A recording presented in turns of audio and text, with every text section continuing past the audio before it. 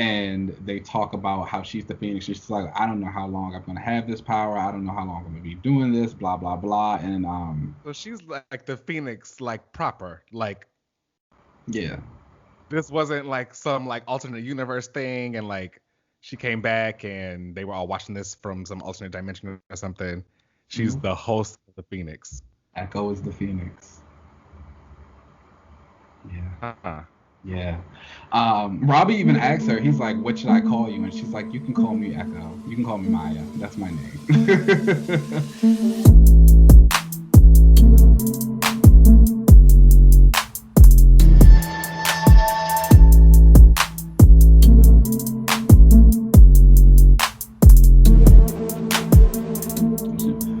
Okay, all right. Hello, guys. We are back for another episode of another relaunch, episode 31.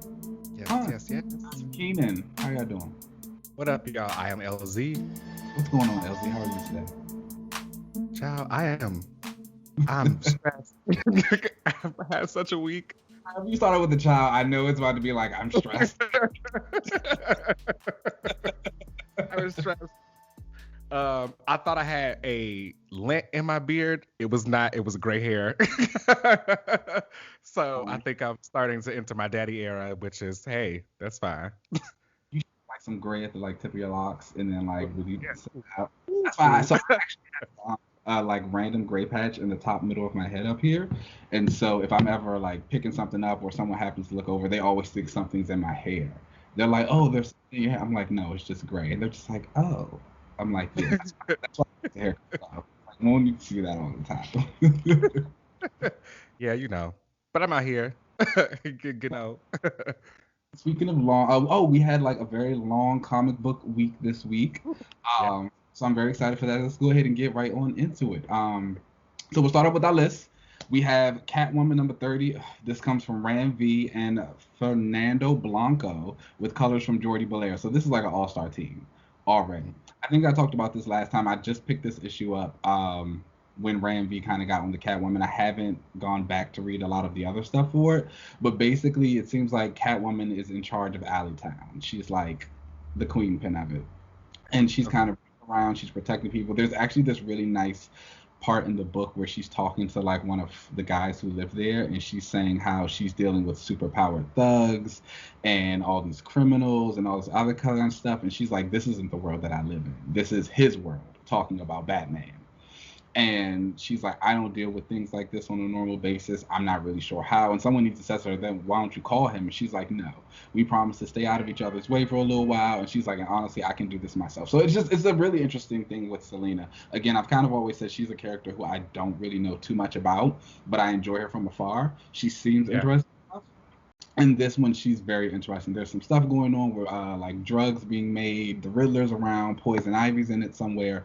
The art and colors are just fantastic. Blanco has a great sense of action. There's like fights when Selena's swinging from the rooftops and like going into cars, beating up thugs. It's a very enjoyable book. Okay.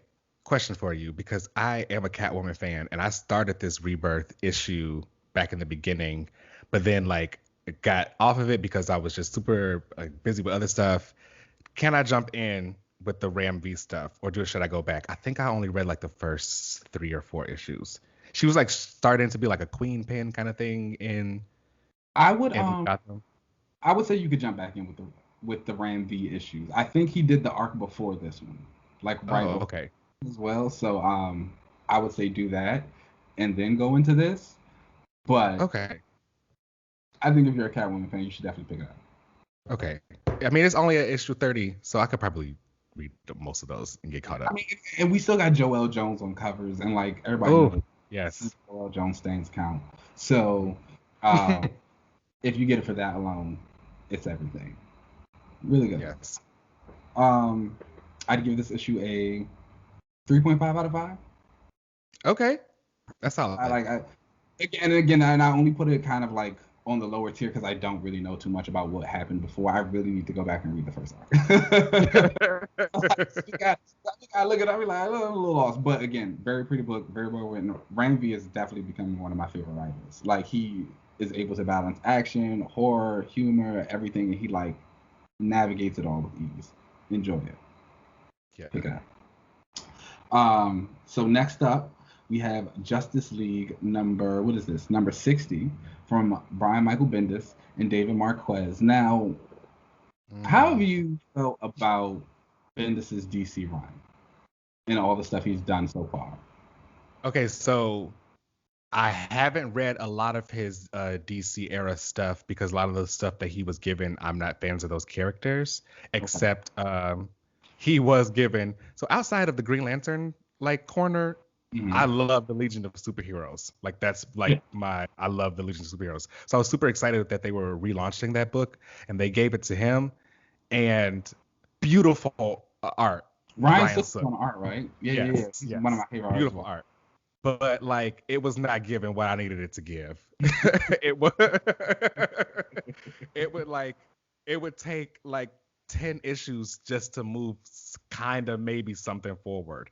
And unfortunately, sometimes I feel like Bendis gets into this thing I call teen speak with him, where they all sound like the quippy teenager. Like everybody kind of has the same personality. So I wasn't really feeling it. Even though I feel like I should, because like he's good with those kind of teenager characters. Like, and I feel like that's kind of like the general consensus I feel for his DC stuff has been he's getting the characters I think he would be good on, but it's just I don't know, it's not given.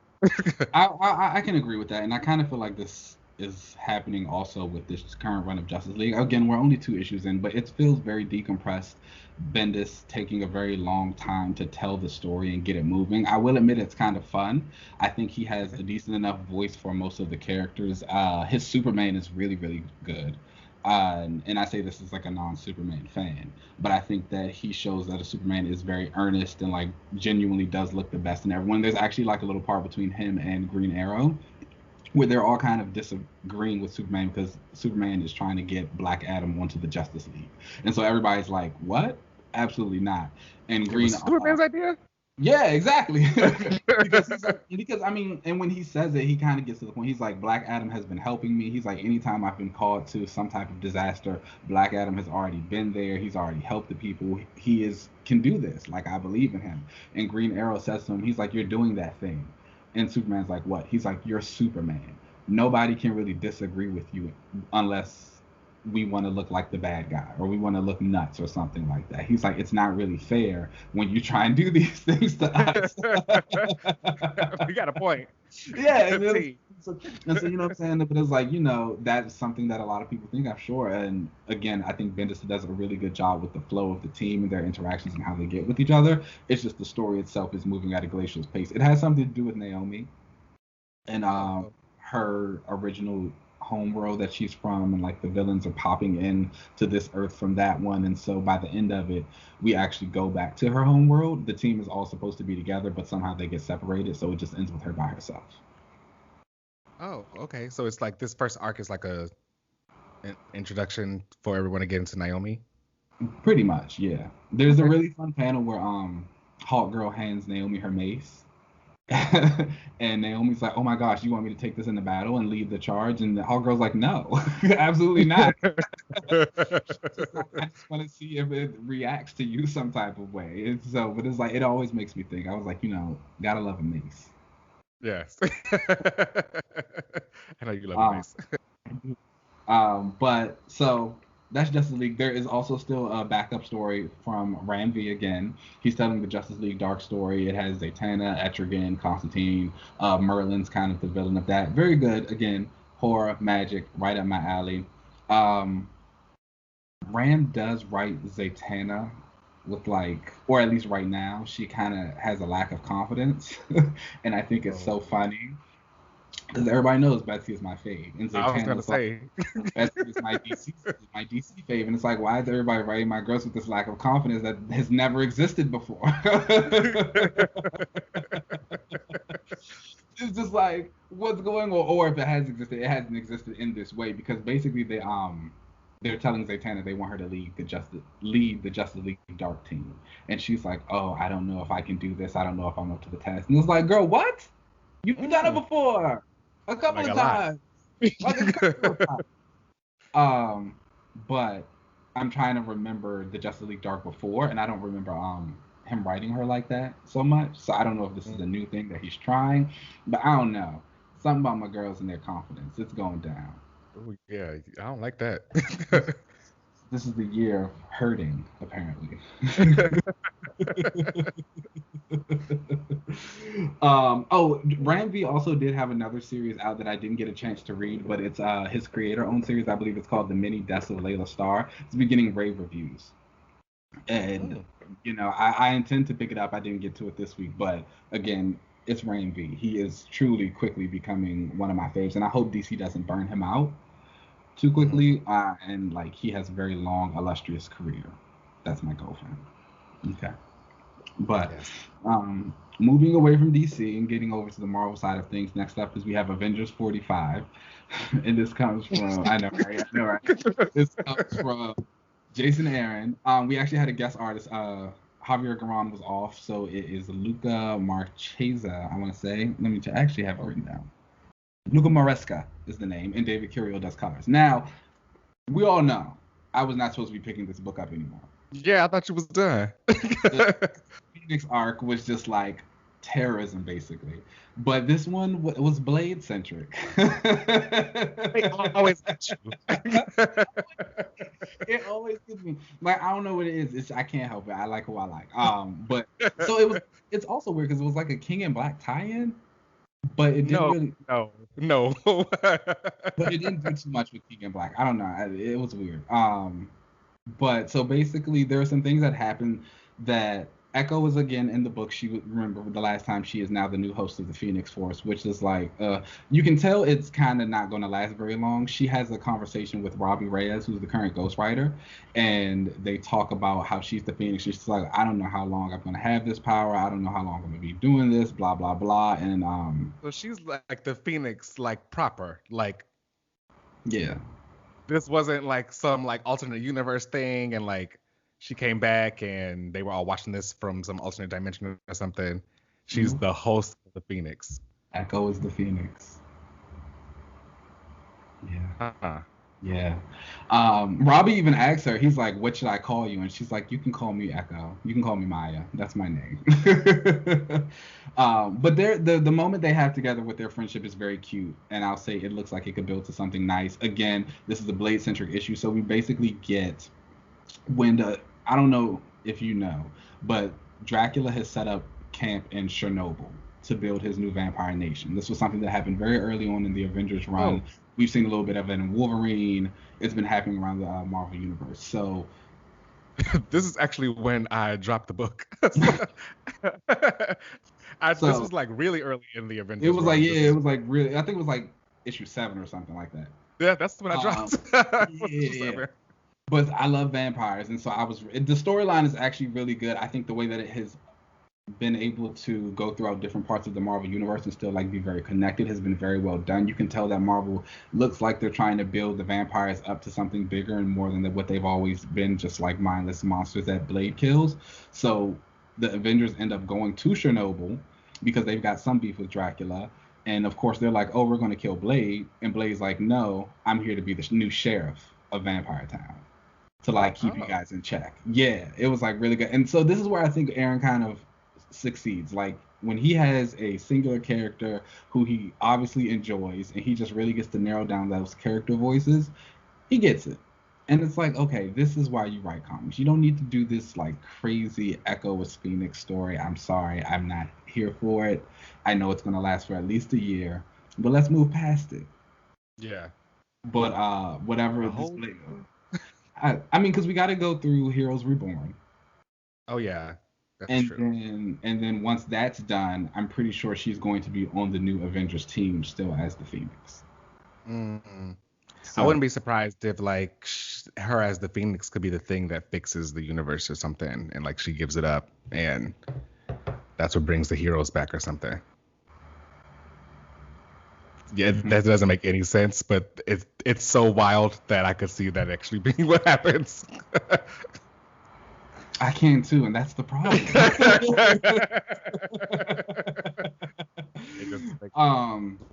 But yeah, so that's this book. It was a fun issue actually. Like this is another 3.5 out of 5. I give it some That's some high. points deducted just because of like what this Avengers run kind of is and what it's turning into. Again, I think the next issue after this, we're going into Heroes Reborn, so we probably won't even get the next part of this until later in the year, anyway. But Mm. Blade and Vampires, I'm always going to be here for it. I'm sorry. It's just, Okay. I don't. The book has the characters I want. We've had Moon Knight, we've had Echo, we got She-Hulk, we got Blade, we got Man Thing. Well, he's like Man Boy now, but it's like it's got a lot of folks that I enjoy. It's got Thor. I love it. Thor's like drunk in the book. Mm. It's Mm. the Phoenix is his mom. I still Mhm. don't understand what's going on with that, but we're gonna just go ahead and move on past that. Let's skip on over that. So next up on our list we have the Mighty Valkyries #1. This is also Oh. from Jason Aaron, but he co-writes the book with, hold on, let me get that name. Turn Gronbeck. We have Mattia De Lewis on the art, and Marcio Menez is on the colors. Now this story also has a backup for the new Valkyrie that appeared. Mm.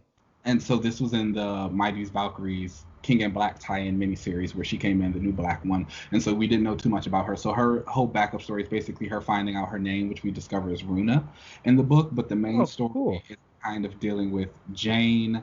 She's done with the King and Black stuff. She is a morgue assistant because she wasn't having time to do the things that she should do as a doctor, so they demoted her.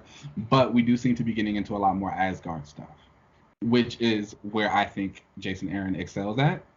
Hmm. And so I'm loving it. Like we see Carnilla, we get some Hela in there.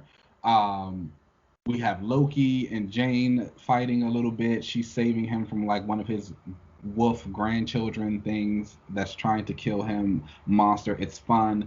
I love Asgard, so I feel like this is kind of exactly what I wanted from the Valkyrie series that we didn't get before. I feel like a Okay. lot of I feel like a lot of that was dealing with which was it wasn't bad, but a lot of it was kind of dealing with Jane and like again her as the morgue doctor and just her life as a Valkyrie, but we weren't really in Asgard too much. She was like fighting random goons and like what's Wonder Man's brother's name? Grim Reaper. Yes, I think she fought Grim Reaper. I think. That would make sense. He could like raise the dead, so like Yeah. that makes sense. So we had a lot of stuff of that, which was like fine, but again, like if I'm reading about a Valkyrie, I want to read about a Valkyrie dealing with stuff in Asgard. So Yeah. now that Yeah. now that we kind of seem to be getting to that stuff, it's like this issue was great. I really enjoyed it. 3.5 out of 5 for sure. Okay, The great. back I story, love that artist. yeah, the art, the art is so Yeah, he like did the Invisible Woman solo series, and it was really good. like it is so good. He's got like a hyper realism style, but it like work, which I'm usually not a huge fan of. I Hmm. remember the artist before on Valkyrie was kind of like that, but I didn't enjoy that. I felt it was a little too static. This one has really good movement. It's great. It's It's beautiful. great. Yeah. Beautiful stuff. Beautiful stuff. Um, okay. Next up on the list, Nightwing 79 from Tom Oh Taylor yes. and Bruno Ronaldo. Now, I'm not gonna lie, I still haven't picked this up. And I still Yep. want to Up because I there. really do like Bruno Ronaldo's art. I think he's Okay. an artist. I love his art. He did the Suicide Squad. I think I said that before. He did the Suicide Squad stuff, and I like that. So, but you're gonna have to tell me about how this was and what happened. Okay. I won't even be too long on this one because the issue was still really, really great. But you get a lot of just more character moments with Nightwing, and you can tell that Tom Taylor has his voice down as far as Nightwing just being a really good person. So there's these kids that like end up pickpocketing him and stealing his wallet, and um, he's a billionaire now, and because Oh, Nightwing? yeah, yeah, the last issue, we had learned that Alfred like left him all this money because Alfred passed Oh, away. you did say that. I don't know how he got killed. I didn't read the Batman issue where he got killed, but he left him like a shit ton of money. So he's a billionaire, and he's basically like trying to see how he can do good now. And he's always felt like Bruce could do better as Bruce than he could as Batman with like giving people money, like helping people live. Yeah. So like he runs into like a homeless guy and his kid and like buys them a month at a hotel, and stuff, and he's like buying people pizza and stuff. He's like, I'm gonna start to give back. So you really feel like the qualities of Nightwing that you come to know Nightwing for, and like his compassion and caring about people in this. But then you learn that a lot of these kids are orphans because their parents are being killed and having their hearts stolen. So, Not the yeah, heart stolen. right. And there's a scene of someone like really shooting a gun and like. No, because I was like, what side is my heart on?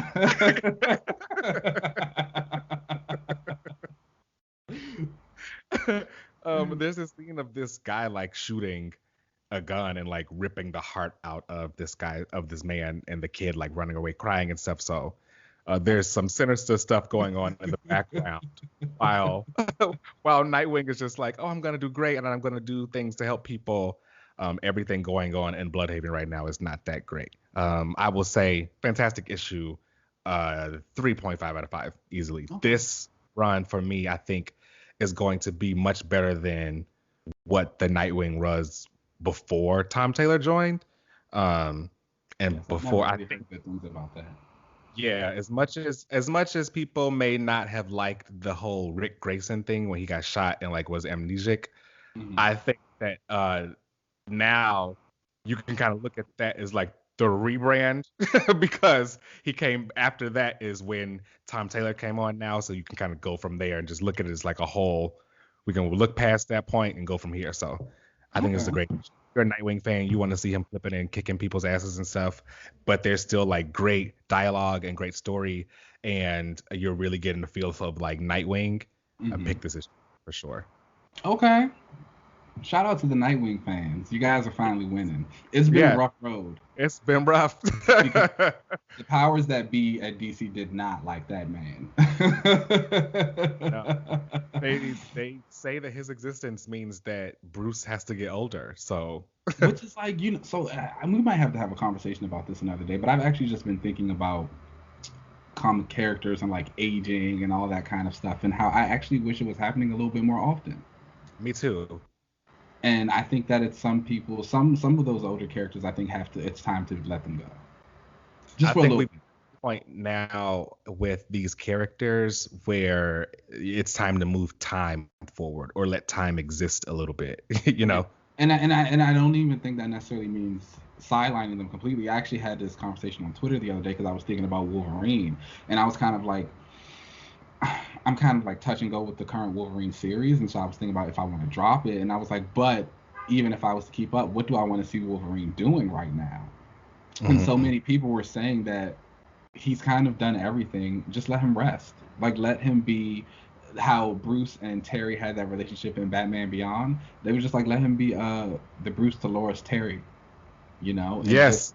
Just I would love that. And I was like, yeah. I was like, why can't he just relax like now? And I think about like Bruce is the same way. It's just like, just go sit down for a little bit. Like, let everybody. Why do you think people loved Old Man Logan so much? I think people like to see that dynamic of Wolverine at this point anyway, of him being more the mentor. The drunken master. It's just like, yeah. Like, and his bones are heavy. He's tired. Let that man rest. But that's the story for him. So that was Nightwing. That's cool. Next up on our list, we have Spider-Woman number 11. And this is from Carla Pacquiao. Yes. And Perry Perez with colors from Frank DeMarta. Now, I started this, dropped it, and I'm jumping back in with this issue. Oh, God, I think you're right. Aren't you a Spider-Woman fan? Like, I am a Spider-Woman fan. Like her.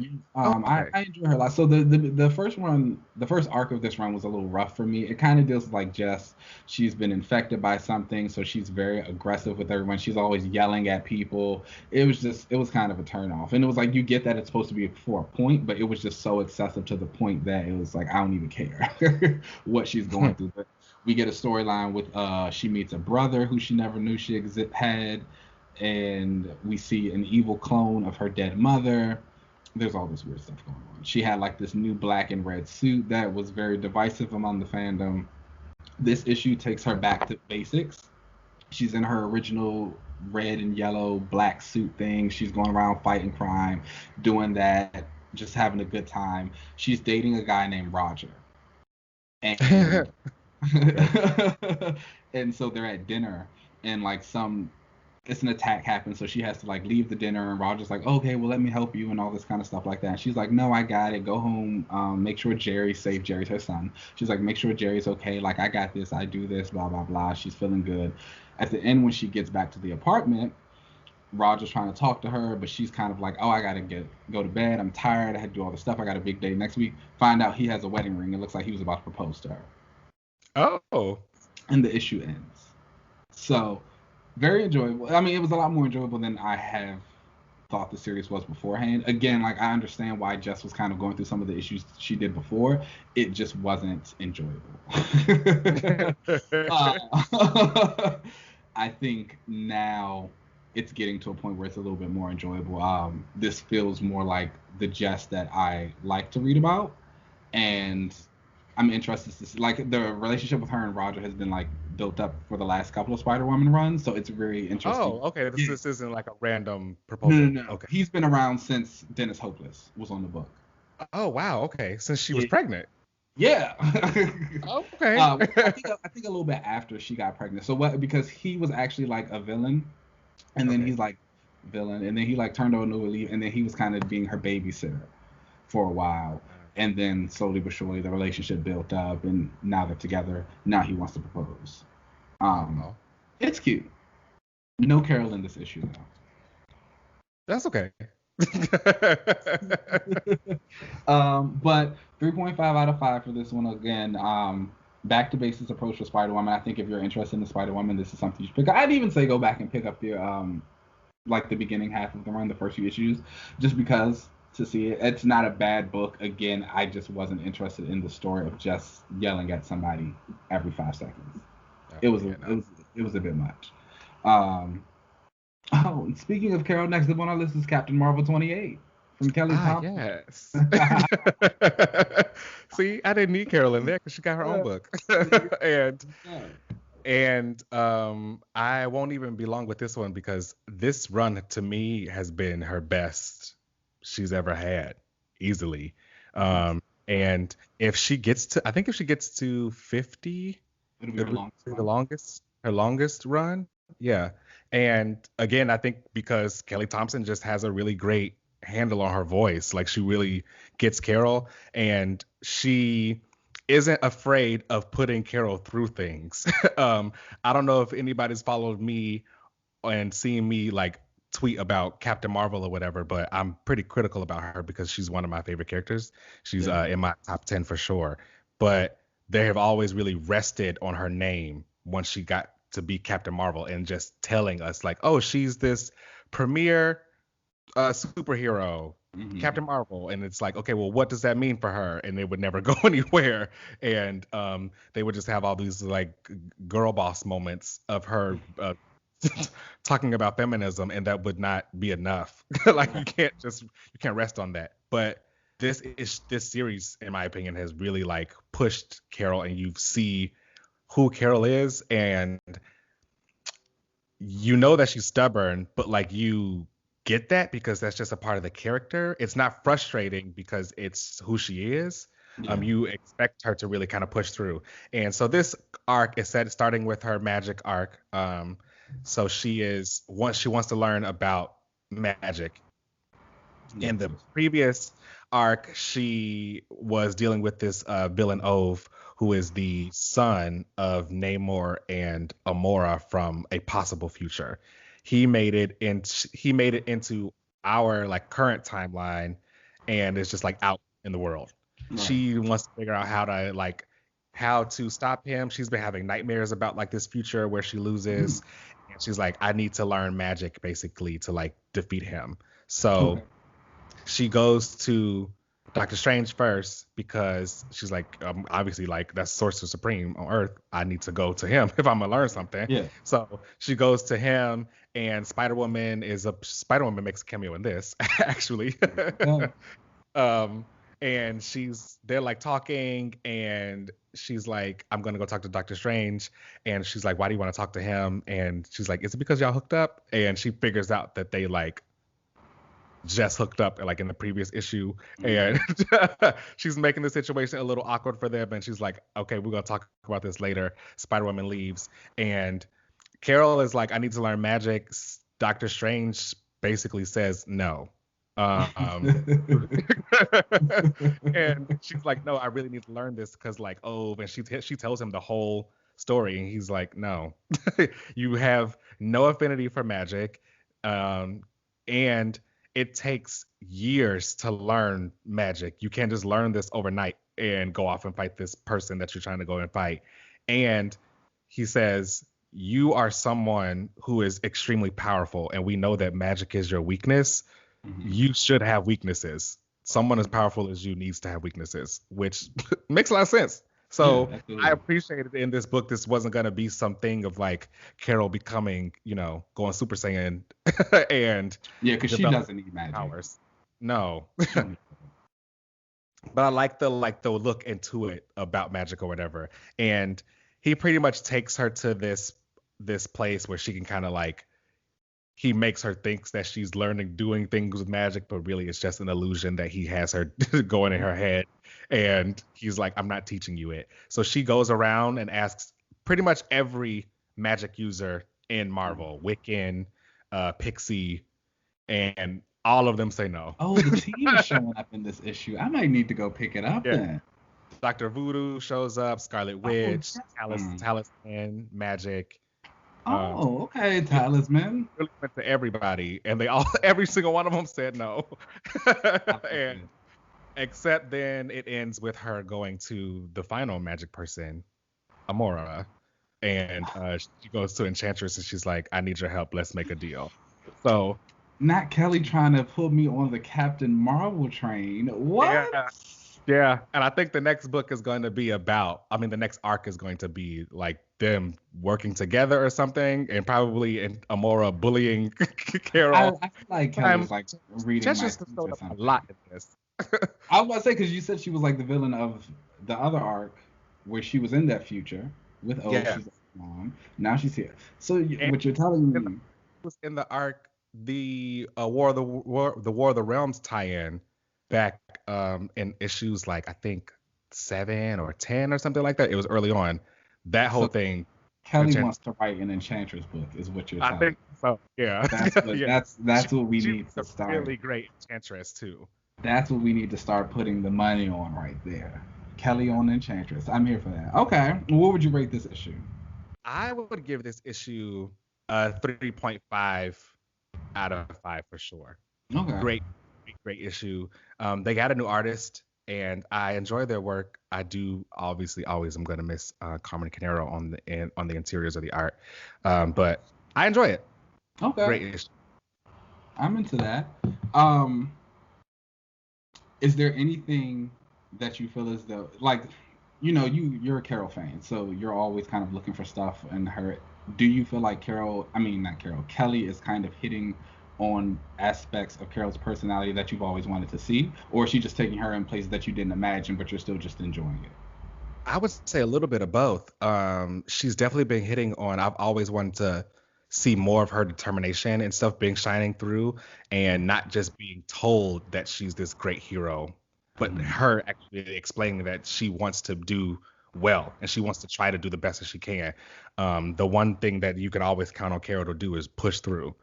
Whether that's because she's super stubborn or because she is super powerful, she's going to really like push through some kind of challenge and think things through in her own way. And you really get inside of the head of Carol with her inner monologues and stuff in this series. Whereas before you weren't getting a lot of that. It was just, look at this cool splash page of her punching something, Okay. And then on top of that, the stories are going in new places that I would have never thought to take her, because I've always known that her weakness was magic. I would have never expected to her to go down a route of her trying to learn it, and it obviously going to blow up in her face, because that's just not what's going to happen for her. And it'd be like an introspection of like, you can't attain like perfection it's okay to be like a little messed up or whatever. So Okay. I think that's great. Interesting. All right. Okay, This has Carol, been a getting the great deep time. dive. Deep dive. I'm here for it. Yeah. Well, I love that. I'm here for that for you. Thank you. No, my faves mostly don't always be in great Yeah, books. you know, I mean, I'm feeling some of that right now, so I feel that. Um, but so next up on our list is Eternals #4. This is from Kieran Gillen, Issa Ribic, and Matt Wilson on colors. Now, I love Matt Wilson. He is like the guy for colors. Like him and Matt Hollingsworth are probably two of my favorite colors, and Jordi Valera. They're like some of my favorite colors in the biz. So it's like reading this issue, I was like just blown away by the sense of mood that he Yes. evokes. I'll throw him in there for me. Oh my, yeah, he's great too. He is really. I've actually got like a note in my phone that's full of colors that I just really really enjoy. I love um, so and like he just like really helps elevate Ribic's art, which has a great sense of mood. It feels like it feels like I'm reading a movie a little bit. right? Yeah. It's like cinematography on the page. So I'm like really excited about that. The art is just yeah. The Yeah. writing matches. Kieran is like everything. I'm an Eternals fan. I never I would have was been an gonna Eternals ask. fan. I was gonna ask if we're ready to say, because I think that like I am ready to I say am that an I am an Eternals Eternals fan fan. now. Like, Go ahead and sign me wow. up. It's just I'm it feels here. so fresh. It feels so new. It feels so and again, maybe it's just because I don't know anything about the Eternals, but like I love everything that I'm reading about them, like the machinations of the group, Cersei and her kind of bluntness, Yes. Oh, Kingo and just absolutely. Kingo and just kind of like how he's playing to a type because he's this actor, Thena and her pragmatism. Uh, Thanos is like scary for one. Yes. Yes. I can't tell you the last time I actually like genuinely feared seeing Thanos in a comic book in forever. So I I was think just like, Kingo is my favorite one. Is that oh, his name? The one that says that he's like a ninja. he's amazing. He's Yeah. amazing. Kingo, Yeah. Phastos, and Cersei are my top three. Okay.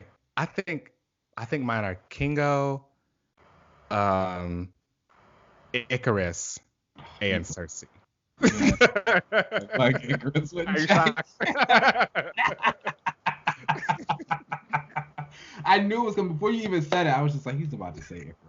That's fine. That tracks. That tracks. I also enjoy Sprite. Sprite's funny. Sprite's really Yeah. good comedic relief. Yeah, I just think all these Eternals are so interesting. This issue is a 4 out of 5 for me. No, it's a 5 out of 5 for me actually. I was gonna say I think Eternals might be my pick of the week. Yeah, it was bomb. This is a great issue. Everyone should go read it. I don't even know like how to explain it anymore. I think just the history that we're learning of the Eternals and kind of like their resurrection process and like someone's killing gods, all of the mystery, like it's good. Go and read it. Yeah. Five. I thought that scene with Thanos saying against the telepath. I can't think of that Eternal's name. The one who everyone assumes is the traitor, and Oh we actually learn. I won't spoil the ending, but we learn more about him.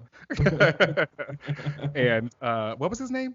uh, Druid, I think his Druig, name I was think. Yeah, yeah. something. That scene when he was like in that telepathic room with Thanos, and Druig was like, "Oh, I'm like calling for more Eternals. You can't possibly think that you could take on all of them." And Thanos was like, "I've defeated death and wiped out half of the universe. Of course, I think I can take on a bunch of Like Eternals." everything, like everything, everything. I love it. I Like I loved love it. it. I loved it. I Yeah, just loved it. Um, yeah, I'm very excited. I'm definitely in this book for the long haul. yeah, for sure. So I added that that's to my my list. okay. So next up on our list we got X Force 19 from Benjamin Percy. Now I did not read this. I have not been on the X Force train for a while. How are you feeling about this book? Okay.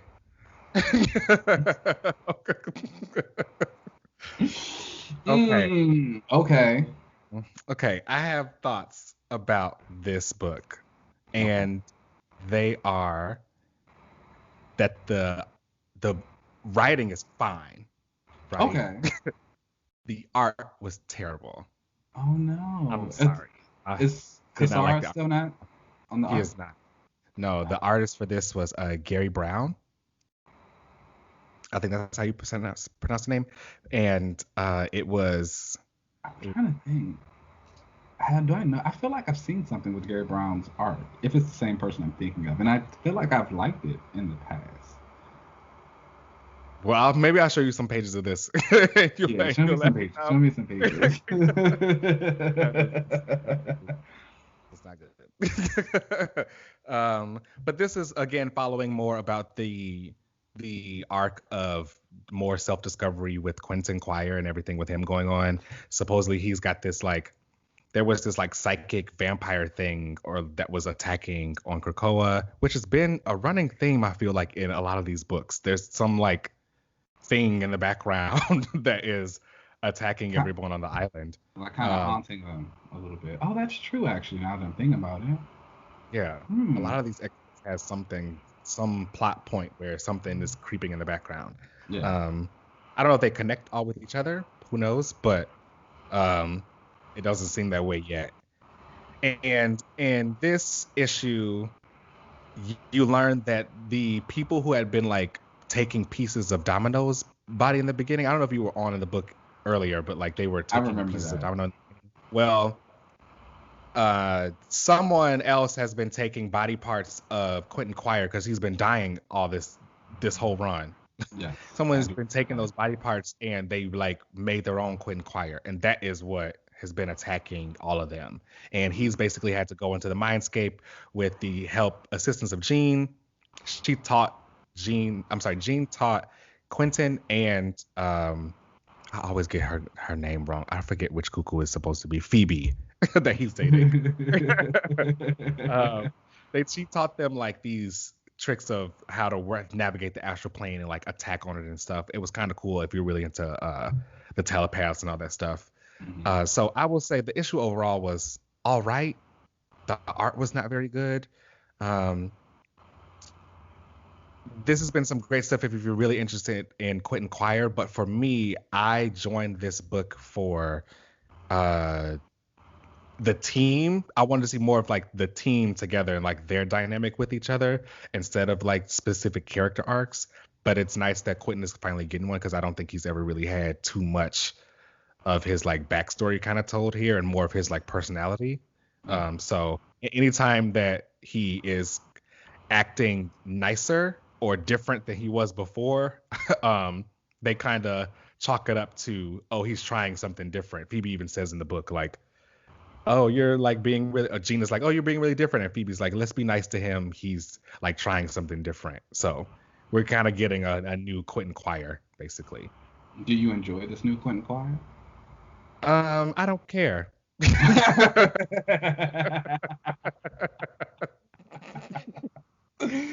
Okay. Honest with you there, I don't care. So he's just Quentin Quire to me. Like, I get it. You're an Omega level telepath. Fantastic. I'm ready to get more into like the wet works and stuff of the X-Force and the dynamic of the team and how they were dealing with Krakoa.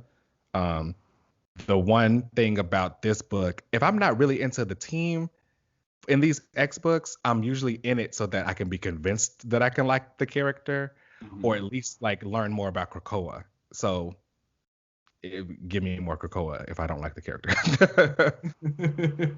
Basically, what you're saying is you just want more Krakoa. Okay. What would you rate this one? I would give this a 2.5 out of 5. A 2.5 out of 5. Okay. All right. That's a book. All right. So moving on, a new book this week, Way of X #1. That was speaking of Krakoa, one that's very exciting. This comes from Simon Spurrier and Bob Quinn with colors from Java Tartaglia. Now, I like this. Mm-hmm. I don't like that. I don't like that little response you just gave me. You didn't like this? I thought this was great. It's not. I didn't dislike it. I thought it was okay. I didn't think it was amazing. I thought it was okay. Yeah. Okay. It was just okay. The interior art for me was just okay. I will say it ranged from okay to not being good. I will say that the art probably for me was the lowest point. You know, Bob Quinn's. Mhm. I feel like Bob Quinn's style doesn't really equal, I guess, the heaviness of what the narrative is trying to push in Yes. certain points. So a lot of the conversations. So basically, the issue follows Kurt, and he's kind of dealing with all his own little qualms about Krakoa and the Crucible, and we kind of start to look at the Crucible in a different way than we did from X-Men 7, however long ago when we had Apocalypse fighting Arrow so she could get her mutant powers back. Now we're kind of seeing it in more of a negative light, and it looks more just like murder, than, which it kind of always was. But I guess now instead of having like the hype and beauty of the resurrection process, we're really just looking at like what's actually happening. Is that it's like someone is being murdered in our face, and we have like this random new mutant who comes to find Kurt, and And you know they're celebrate it too. I feel like that is yeah like the big thing that is an issue is that we're celebrating someone watching someone get murdered. yes very very old school gladiator things here. But we see that Kurt, the mutant who was coming up to Kurt trying to ask for help, kept telling him, "I'm lost, I'm lost, I'm lost." This mutant was actually in this Crucible match and was being attacked by Magneto, and we kind of see Kurt jump out there to try and save them, but the mutant like stands up anyway. Then Magneto like kills them, and they get their powers back and all this stuff like that. It's a nice moment again to show the differences of the Crucible. We're no longer looking at it as something positive and something happy to be celebrated. We are really just looking at it from the nitty gritty of this is kind of bad. This is hurting someone. This is like being celebrated. We're like celebrating somebody's torture. And it's like, is that really okay? And what does that do? Then we also have the background story going um, the kids on Krakoa have been talking about someone called the Patchwork Man, who is apparently like giving kids nightmares, and he's like infiltrating dreams, and he's trying to make people do all these bad things. We come to find out that it looks like the Patchwork Man is none other than Legion, who I love. I Are you a love. Legion fan? I am. I didn't know that. I am. Okay. It's very quiet because I feel like he does. I mean, it's Legion. You don't do too much, yeah. He don't do something. He comes in to be crazy and like go about his day and try and ruin Professor Xavier's life, but whatever. But I think a lot of things that we've had for him. I really like the original Legion Quest story, Mm, especially when yeah. like Bishop, Storm, Bobby, and Betsy went in the past to try and find him as well. Where that led to the Age of Apocalypse as we know it. And I really loved what Simon Spurrier did with Legion during his X Men Legacy run. If you've never read that, I highly recommend it. Like go on Marvel Unlimited or something, pick it up. It's a really great read. He did a lot of good stuff with Legion and Blindfold, actually, who we get a little bit of in this book as well. We see that Kurt is at Blindfold's grave. And we actually have Legion kind of like revealing himself to Kurt and talking about she was a precog. What could she have seen that made her want to kill herself? Hmm. And then we also start kind of getting into the shadiness of Krakoa, and it's like doesn't Krakoa kind of have this unwritten rule that the precogs can't be up or they can't be resurrected? And it's like, why is that? Why don't you want people there who can see the truth and see the future? So I like what Simon Spurrier is doing with a lot of this book and the questions that he's raising and the implications of it, philosophical, societal, all that. I'm into it. Mm. Yeah, I don't know. For me, it just felt like it was just okay as far as the questioning and stuff there. I appreciated what he was saying. I like the Legion portions of it better when Legion started to come into it and ask about the precogs, then it got a little bit better to me. Mhm. I liked the way Magneto was portrayed in this. Magneto's top 5 for me, so like I was looking out for that, and that was great. I will say, as fantastic as I enjoy Exodus's um, campfire moments, I wish that he was finally in an ongoing. Like, I put my boy in a book. I wonder what they're And waiting for him. yeah, I have no idea. I would love to see him in something though, because I love him. So I would give him more stuff than just I could bringing see up the him Pretender. I was about to say I could see him potentially playing a bigger role in this book. This kind of seems like the thing that's right up his alley, just in terms Mm, of like philosophy and like speeches and like leading and like right from wrong and kind of all that stuff. Like that is the I mean, you might be able to tell me a little bit better, but like that's always the vibe I've gotten from Exodus a little bit. That he's a very like philosophical character. I've actually always kind of had the dream that Kurt and Exodus would kind of replace Magneto and Charles as like the two head figures of Oh like yeah. we'll look up to because I feel like they both kind of like ride those waves of ideology. Yeah. Exodus is very philosophical in his demeanor, in the way that he talks about things, Mm-hmm. and it's very, I don't know, he has an air about it, a very specific kind of flair with the way that he talks about mutant kind and everything like that, and Mm-hmm. um, not necessarily religious. Obviously, it's his name is Exodus, so there's some of that there, but I think that that's more in the definition of it being, a mass exodus of like leading a people versus it actually relating to any kind of religion. So I think that he would probably be the opposition to a Nightcrawler in this. He was Yeah, obviously in for the Crucible, very much and so. he was the one giving that fantastic other campfire to the kids about the heroes of Krakoa and how Magneto is the hero of Krakoa and everything. Mm-hmm. So if they emphasize that, that would be great. I just Yeah. want that on an ongoing instead of just around a campfire. Like I said, I feel like if there is any book that's going to do that, I feel like this is the one. So I'll cross my fingers for some Exodus. But again, like I said, I want. That makes me think you know something. I'll just say I will cross my fingers for some Kurt Exodus interaction, which is what I've always wanted. Okay. Um, So I would rate this issue a 4 out of 5. I really, really enjoyed it. I love the narrative. I love the questions that we got to ask. I love kind of again the different side of the Crucible. The only reason I just don't really care too much for the art, again, I don't think it's the worst, but I don't think it's the right tone for this book. I would give this a 3 out of 5. Okay. It was okay. Okay, that's fine. All right, and last but certainly not least on our list, we have S.W.O.R.D number 5. Ali Certainly not least. Skeety, and colors from Marte Gracia. Now, I don't know what you guys want me to say. That's a dream team right there. You already know what I'm gonna say. Actually, you already know what I'm Yeah. gonna say about this book. Hmm. I loved it. So we get the resurrection of Cortez, and we knew from the previous issue with the King of Black tie-in, he wanted to kind of talk to Magneto about some stuff about like the second law of Krakoa and all that stuff, which is murder no human. And he basically gives this gigantic speech about why that's wrong and why they should be allowed to murder humans because I guess Cortez just wants to go around killing some people, and he completely makes a fool of himself. And it was all due to Magneto. Magneto called the meeting. He made everybody show up. He's had them sit down and listen. But it wasn't because he actually wanted to hear what Cortez had to say. He just wanted him to make a fool of himself, and he wanted him to know, remember, basically his place. I love Magneto.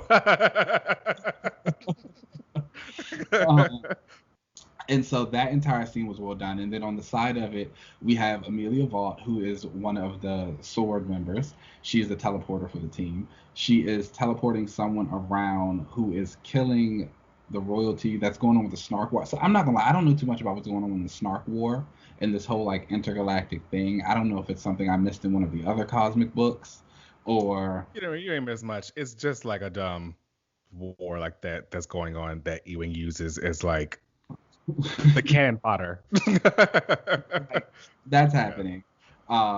So we, that she's transporting someone around who's like killing these people, and then during the meeting of Cortez and Magneto, she teleports in with this person who we find out is actually one of the Araco mutants, and Yeah. they come in and they let them know that this mutant is actually going to be Cortez's replacement because Cortez can't be trusted, obviously, like we always do that.